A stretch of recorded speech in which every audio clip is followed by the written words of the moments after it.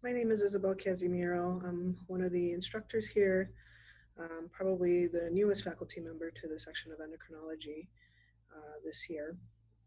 In terms of my background, I'm originally from Southern California.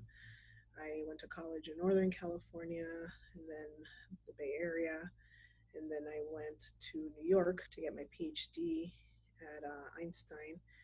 After that, I went to medical school at the University of Washington in Seattle, and then I matched here for residency and fellowship through the physician scientist development track. Um, in terms of my research track, so when I was a grad student, I was in the lab of Dr. Sibenga in a cardiology lab, and there I was involved in studying mouse models of atherosclerosis.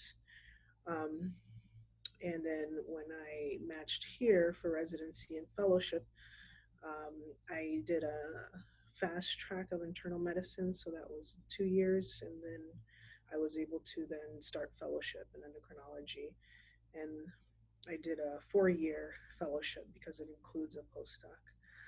Um, During my fellowship slash postdoc, I was in Matthew Brady's lab here, who studies adipocyte biology and insulin sensitivity.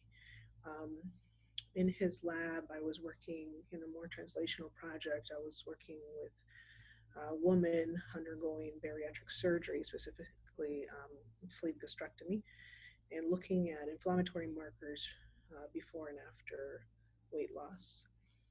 So I've always been interested in the intersection between the immune system and metabolism, specifically macrophage activity in insulin resistance and obesity.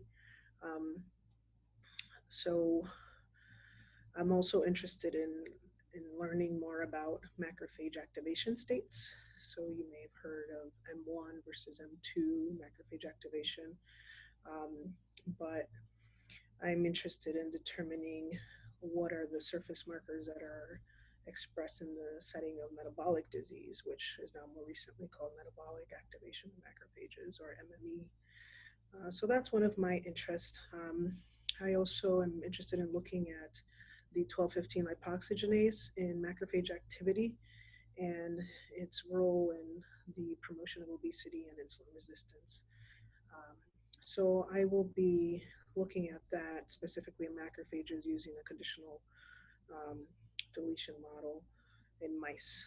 Um, in terms of my clinical interests, so I see a variety of patients. Actually, a lot of my patients, I've seen since fellowship. So um, I see a general variety of endocrinology, mostly diabetes, though. In terms of my new patients, I am focusing more on diabetes, type 1 and type 2, and lipid disorders. I also have a specific interest in transgender medicine.